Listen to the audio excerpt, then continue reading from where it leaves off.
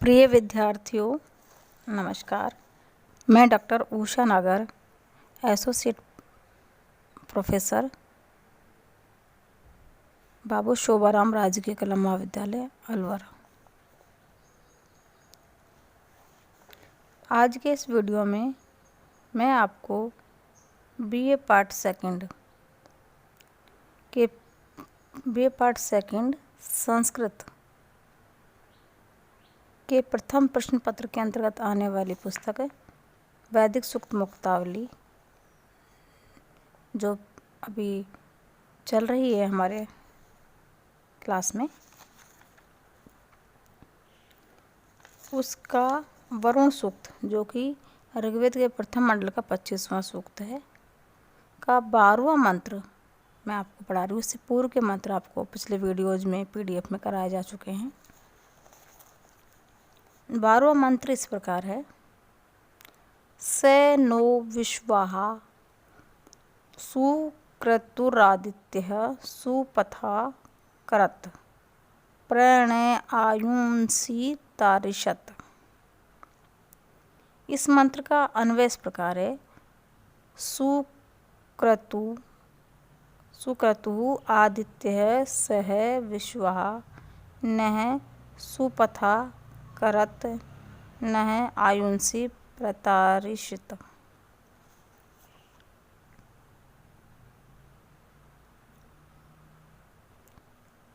सुक्रतुः यानी श्रेष्ठ बुद्धि वाला, आदित्य है आदित्य का पुत्र,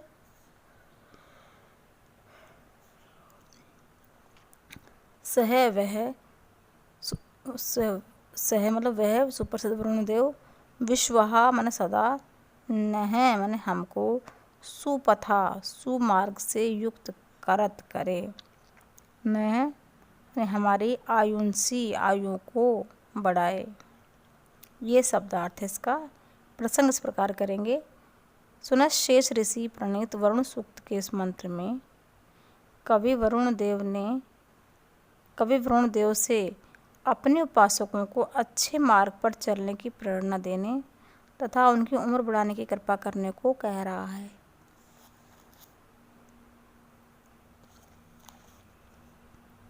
अर्थ इस प्रकार है। सुक्रतुः यानी तीव्र बुद्धि वाला, आदित्य आदित्य का पुत्र, सह वह वरुण देव, सर्वदा यानी हम लोगों के यानी तीव्र बुद्धि वाला अदिति का पुत्र वह वरुण देव सर्वदा हम लोगों को अच्छे मार्ग से ले जाए या सुमार्गगामी बनाए, और आयुंसी प्रसारितः यानी हमारी उम्रों को बढ़ाए। टिप्पणी इस प्रकार है। इस मंत्र में वरुण देव को आदित्य कहा है। सब देवों को आदित्य की संतान बताया गया है, अतः वे सब आदित्य कहलाते हैं। वैसे भी 12 आदित्यों में 5वें आदित्य का नाम वरुण प्राप्त होता है। पाश्चात्य विद्वान सुपथा को द्वितीय का रूप मानकर इसका अर्थ करते हैं उत्तम मार्गों को करें, जब भारतीय विद्वान सुपथा को तृतीय का स्वीकार करते हैं। प्रणय, यहाँ प्र में पे में रकार के कारण आगे वाले न को न हो गया है नत्व विधान के नियम से, जबकि अन्वय करते समय वह नहीं रहेगा। रसाभ्याम नून है समान पदे, अर्थात किसी एक ही पद में यदि रश तथा हर्ष या दीर्घ ऋषि के बाद न आवे तो वह न के स्थान पर न हो जाता है। यहाँ पर प्र का र अलग पद में है तो भी न का न हो गया।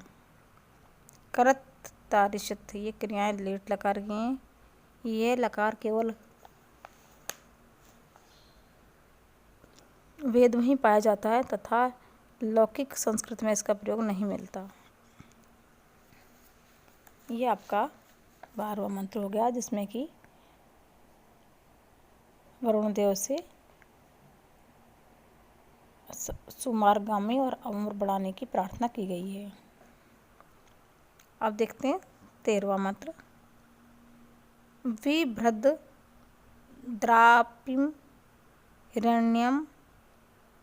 हिरण्यं वरुणो वस्त निर्निजं परिस्पर्शो निषेधरे।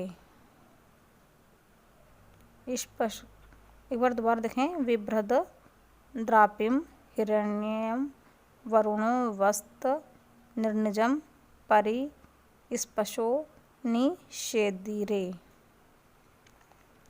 ये 13वां मंत्र है। अन्वय इस प्रकार करेंगे इसका। हिरण्ययं द्रापिं बिभ्रत वरुणः निर्निजं वस्त स्पशः परिनिषेधे। शब्दार्थ। हिरण्ययं स्वर्ण से बने हुए, द्रापिम कवच को, विभ्रत यानी पहनता हुआ, वरुणदेव, निर्निजम शरीर को, वस्तः आच्छादित करता है, स्पशः किरणें, परि चारों ओर, निषेधिरे यानी फैली हुई हैं। ये शब्दार्थ हो गया। प्रसंग इस प्रकार करेंगे। वरुण देव छत्र या बल की शोभा को धारण करने वाला एक सम्राट है जो अपने स्तर के अनुकूल देवी प्रजा में साम्राज्य की भावना से बैठता है तथा पूरे विश्व के कार्यकलापों पर निगरानी रखता है। प्रस्तुत मंत्र में सुनश्रेष्ठ ऋषि इसी प्रतिभा संपन्न देव द्वारा अपने शरीर पर स्वर्णिम कवच को अलंकृत करने का वर्णन कर रहे हैं।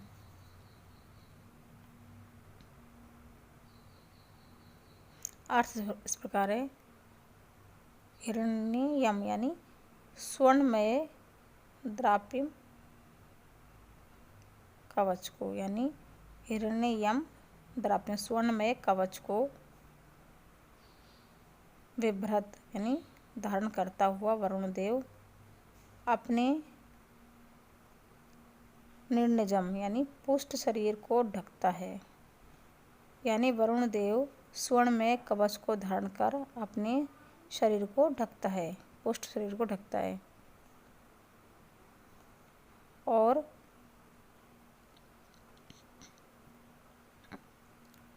स्पशे परिनिषेधिरे यानी उसकी जो स्पर्श किरणें हैं वो परिवन चारों ओर निषेधिरे फैली हुई हैं। यानी सुनहरे कवच की जो चमकदार किरणें हैं उसके चारों ओर व्याप्त हो रही हैं या फैली हुई हैं। यहाँ वरुण के कवच के बारे में बताया गया है कि वो स्वर्ण में कवच धारण करता है और वो स्वर्ण में कवच की जो किरणें हैं वो उसके शरीर के चारों ओर फैली हुई हैं। टिप्पणी इस प्रकार है। पाश्चात्य विद्वान इस मंत्र के तीसरे चरण का अर्थ भिन्न प्रकार से कहते हैं। वे इस पशय का अर्थ गुप्तचर्य दूत करते हुए कहते हैं कि उस वरुण के दूत चारों ओर बैठे हुए हैं। यही स्पष्ट शब्द ग्रीक और अंग्रेजी भाषा में स्पाई यानी जासूस बन गया। वरुण को उरुचक्षस कहा गया है। वह सब प्राणियों अथवा पदार्थों का ज्ञान रखने वाला है। उसका यह कार्य बिना विश्वदूतों या गुप्तचरों से संपन्न नहीं हो सकता। अतः यहाँ स्पष्ट का अर्थ दूत या गुप्तचर करना समुचित है।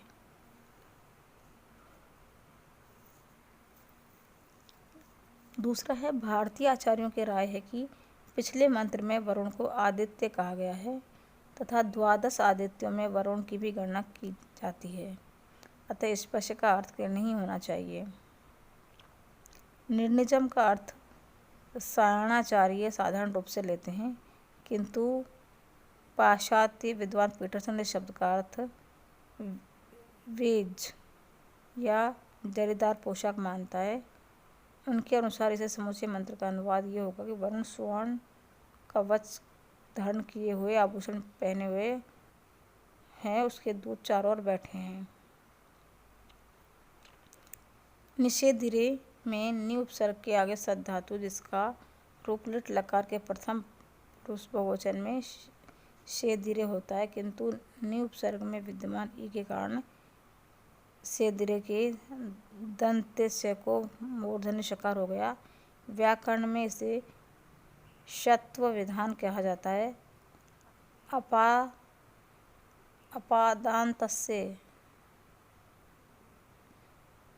अपदान्तस्य मूर्धन्य सूत्र का अर्थ है कि ए आ के अतिरिक्त किसी अन्य स्वर के बाद आए दंत्य से को मूर्धन्य से हो जाता है। इसी कारण रामेशु, मतिषु, नदीषु, धेनुषु, गोषु, वधुषु, धातुषु आदि में शकार होता है। अतः अत, मसू, लतासु आदि में वही दंत्य सकार रहता है। इस मंत्र में वस्त और निषेध क्रिया भूतकाल की होने पर भी वर्तमान के अर्थ में प्रयुक्त हो रही हैं।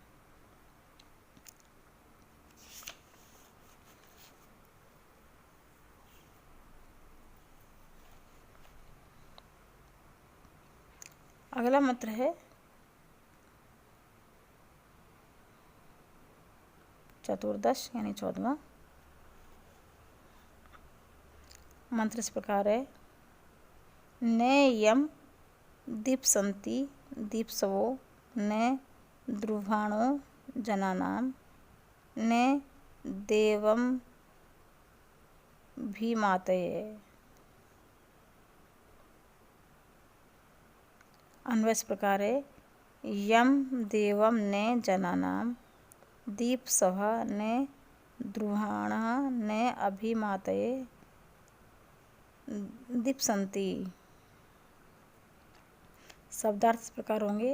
यम माने जिस वरुण को, देवम कांति वाला, कांतिमान देवता को, जिस कांतिमान वरुण देवता को इस प्रकार होगा।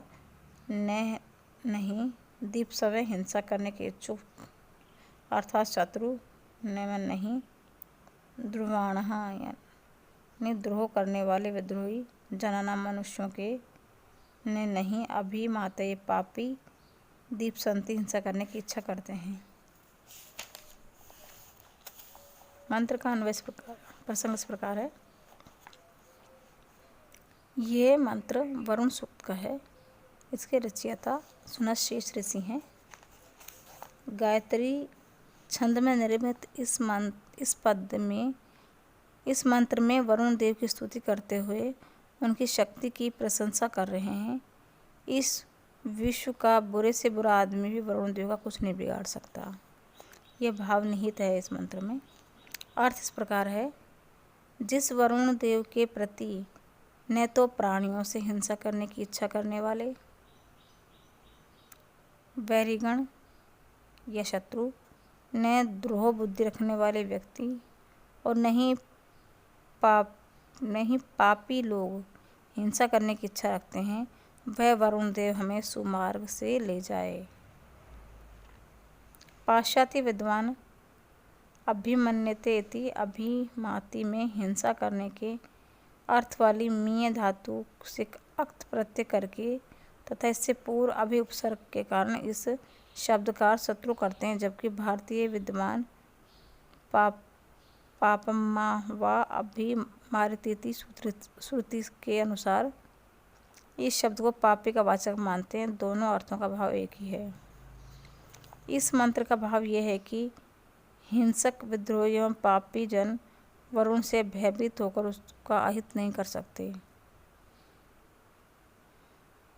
दिव्य गुण संपन्न वरुण देव ऐसे अपराधियों के लिए अगम्य हैं। अपने तेज के कारण वरुण देव ऐसे उपद्रवियों से भी धोखा नहीं खाते हैं। मारुओं के घोर शत्रु भी वरुण का कुछ नहीं बिगाड़ सकते। 15वां मंत्र इस प्रकार है।